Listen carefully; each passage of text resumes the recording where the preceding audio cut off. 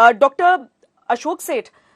ये वेरिएंट ज्यादा इन्फेक्शियस है, ये तो समझ में आता है, डबल म्यूटेंट कहा जाता है, बहुत सुनने में ही खतरनाक लगने लगता है, लेकिन इसके साथ जब एयरबॉर्न शब्द जुड़ जाता है तो लोगों के मन में सवाल उठते हैं। एयरबॉर्न का मतलब क्या हम जहां पर बैठे हुए हैं वहां पर हवा में हो सकता है, या फिर इसका यह मतलब है कि जो व्यक्ति इन्फेक्टेड है उसके इर्द गिर्द की हवा? और जो जो हाई राइज में रहते हैं डॉक्टर सेठ, उन लोगों के मन में यह सवाल उठता है कि ऐसा तो नहीं कि बगल वाले फ्लैट में है तो हमारे फ्लैट पे असर उसका हो सकता है? आई थिंक बहुत इंपॉर्टेंट क्वेश्चन है, और ये कंसर्न पहले भी थोड़ा माइंड में होता था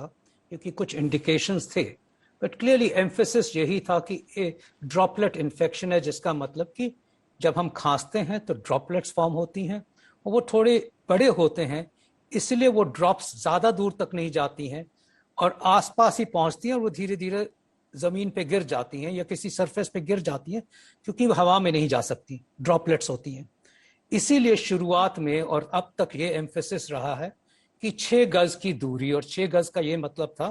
कि अगर हम खांसते हैं तो ड्रॉपलेट्स 6 गज से ज्यादा दूर नहीं जाती हैं, 1 मीटर पे दूर में ही सेटल हो जाती हैं। तो शायद अगर हम 6 फीट से ज्यादा दूर रहें तो डायरेक्ट स्प्रे नहीं आएगा। मोर रिसेंटली, और ये पिछले 2-3 हफ्ते में ही साइंटिस्ट ने इसके ऊपर, तो काफी रिसर्च चल रही थी मोड ऑफ ट्रांसमिशन वगैरह पे, जब ये देखा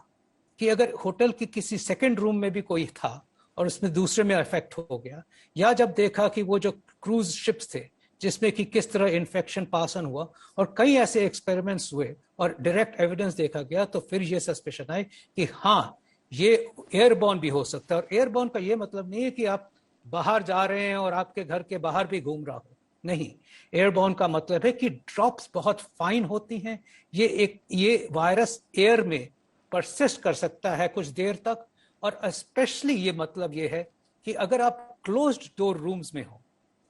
तो आपको और ख्याल रखना चाहिए, जहां पे जरूरी क्राउडिंग नहीं होनी चाहिए। सिर्फ यही नहीं है कि हम 6 फीट दूर बैठ गए और मास्क पहन के हमने बैठे हैं तो हम सोचे हैं कि अपने आप को हम सुरक्षित हैं, क्योंकि एयरबॉर्न का मतलब है कि अगर किसी ने खांस दिया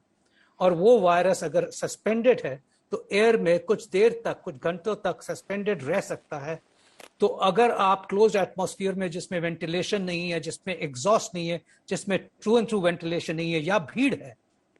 तो कोई खांसे भी ना तभी भी हवा में हो सकता है। इसका ये मतलब हुआ कि हमें प्रिकॉशंस तो अब और लेनी है। जो हम कहते हैं ना कि डबल मास्किंग, आपने सुना होगा, और मैं अक्सर कहता हूं लोगों से कि ये सिचुएशन है कि आपके मास्क, आप तो अपने आप को प्रोटेक्ट करें कि कोई खांसे उसकी स्प्रे ऊपर ना आए, पर हम इसलिए कहते हैं कि डबल मास्किंग कि आपका जो मास्क है, फर्स्टली अगर N95 है तो पूरा सील होना चाहिए, एब्सोल्युटली सील अराउंड, कि जब आप सांस लेते हो तो उसके थ्रू आए सांस, उसके चारों तरफ से ना आए। अब ज्यादातर लोग कपड़े का मास्क पहनते हैं,